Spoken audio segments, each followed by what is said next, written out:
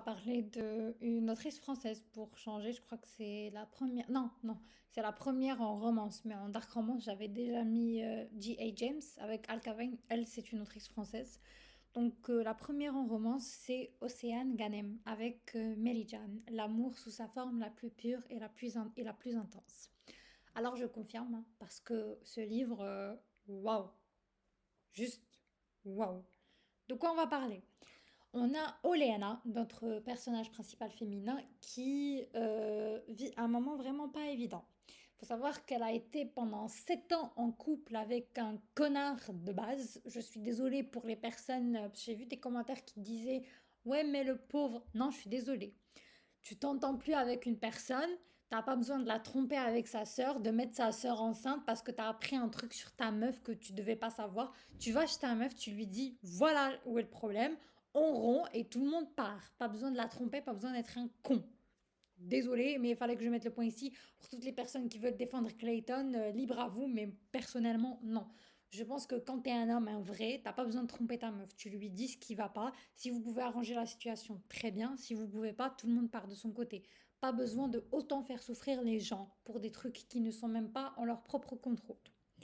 Anyway, en tout cas, on a Oleana et Clayton qui sont en pleine séparation parce que, comme je vous l'ai dit, il a trompé, il a mis sa soeur enceinte, il a embarqué comme le mec parfait qu'il est, toutes les affaires qu'il avait achetées avec lui, donc la moitié du mobilier, il a laissé Oleana comme ça et il est parti avec la télé, avec tout ce qui va avec, hein, tout ce qu'il a acheté, alors que ça faisait 7 ans qu'ils étaient ensemble. Ok, c'est pas grave, donc on trouve Oleana dans une situation en pleine crise, elle a tout cassé dans l'appartement, elle a la rage, elle a la haine, c'est compréhensible. Elle est journaliste, donc le lendemain, il va falloir qu'elle se ressaisisse et qu'elle parte travailler parce que si elle a plus de taf, c'est foutu, elle peut même plus payer son loyer et tout. Donc elle est dans un mood où ça va vraiment pas. Et il faut savoir qu'Oleana, elle a pas juste la liberté de faire ce qu'elle veut parce que elle est la troisième de la fratrie, donc elle a sa sœur aînée et aussi un frère aîné, et c'est la petite dernière. Leur père attendait énormément de ses enfants. C'est le père super strict qui va à l'église tous les dimanches, qui est super religieux et qui suit vraiment la religion au pied de la lettre.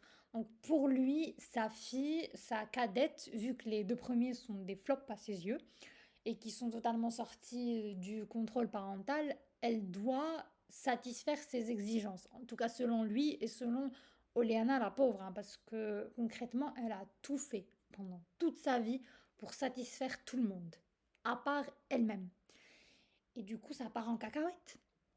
Parce qu'à un certain moment, et ça a été même prouvé scientifiquement, tu peux pas te mettre dans une case à laquelle tu n'appartiens pas. Tu n'es pas heureux, tu fais semblant et ça finit au contraire par te rendre très très triste parce que les gens ne t'aiment pas pour toi, mais pour l'image que tu donnes.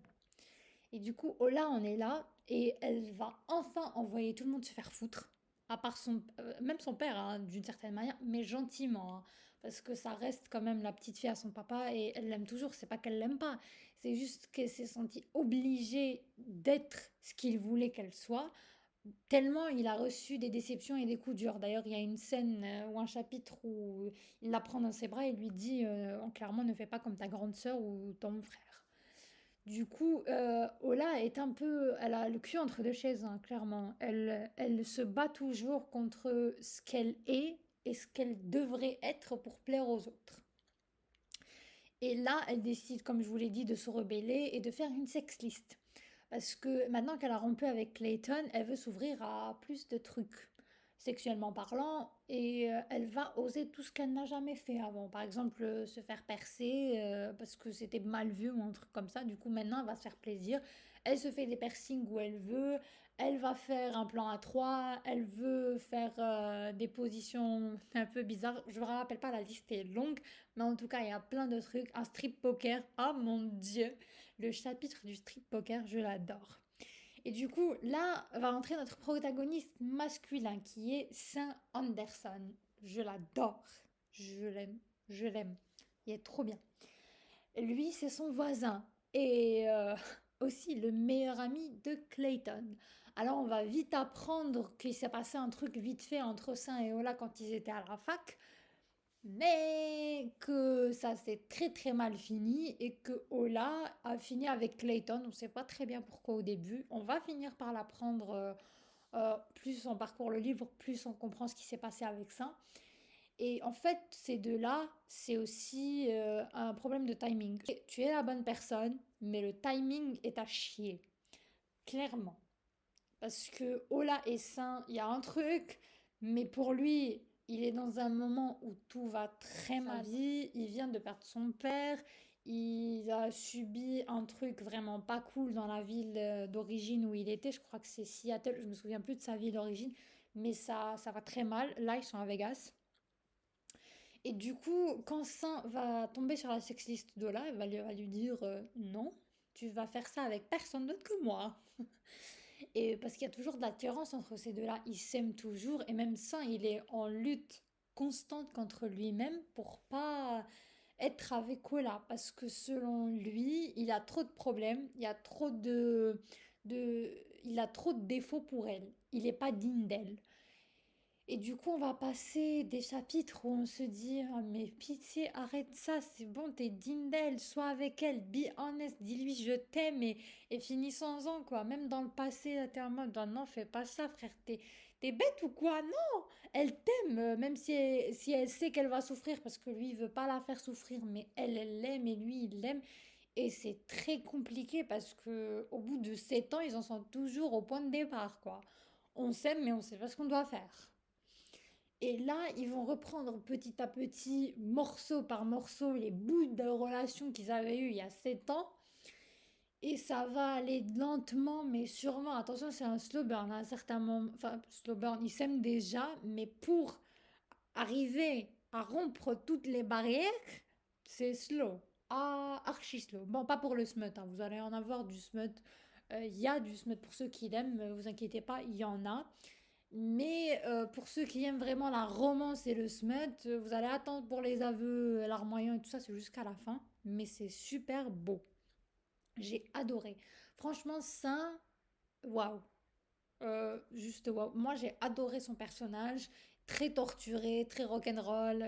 J'adore ce mec. Je sais pas, il dégage quelque chose ou c'est l'autrice qui a réussi à très bien ficeler son personnage. En tout cas, bravo à Océan Ganem parce que j'ai adoré Meli-Chan. Et je pourrais le lire et le relire à l'infini. C'est un de mes tomes préférés.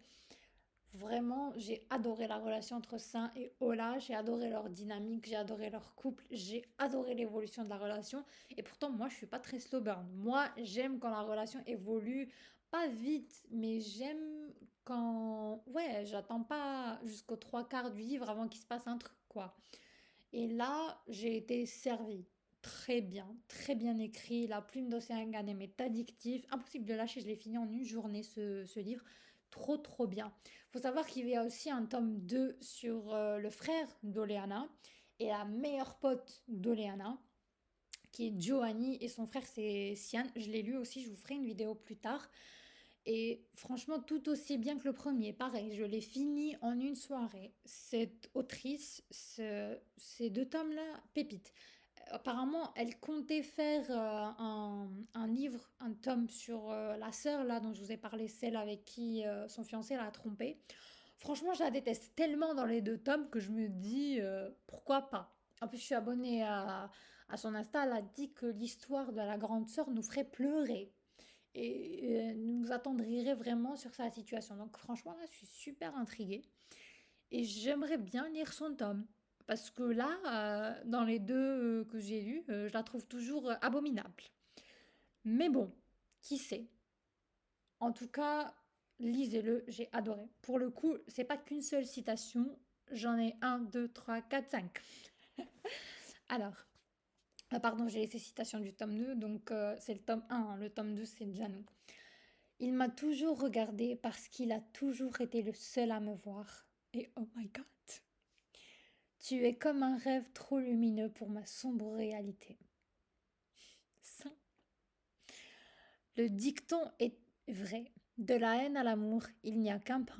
Et parfois, on n'arrête pas de le faire, dans un sens, puis dans l'autre, en avant, en arrière, Le cœur à la dérive, l'âme errante, je t'aime, moi non plus, jusqu'à ce qu'on s'aime pour toujours, ou qu'on s'éteigne à tout jamais. Je suis morte et je viens de trouver le paradis. Ah bon? Moi je viens enfin de trouver une raison de vivre. Ça, quand je vous dis pépite de Book Boyfriend. Enfin, sauf pour la confiance en soi, parce qu'il y a des trucs à revoir de son côté. L'amour devrait toujours être un refuge et jamais une prison. Donc oui, les filles, si vous devez épouser un mec, s'il vous plaît, choisissez un mec qui vous traite comme une queen parce que vous méritez toutes d'être traitées comme des queens. Et vous, les gars, s'il vous plaît, traitez vos femmes comme des queens parce que franchement, déjà la vie, c'est pas évident, mais quand t'as un mec qui te traite comme une poire, ça sert à rien. On a bien vu Ola et Clayton, hein. En tout cas, je vous recommande ce bouquin. J'ai passé un super bon moment avec Mary Jane. Je l'adore. C'est un de mes livres préférés et je vous le recommande à 1000%. Vous n'allez pas être déçus. Parce que même s'il y a un petit peu de longueur, ça je vous l'ai pas dit, même si c'est un peu long, franchement on le sent pas. On le finit en une journée tellement on a hâte de les voir ensemble. Ils sont trop mignons. Ah, lisez-le.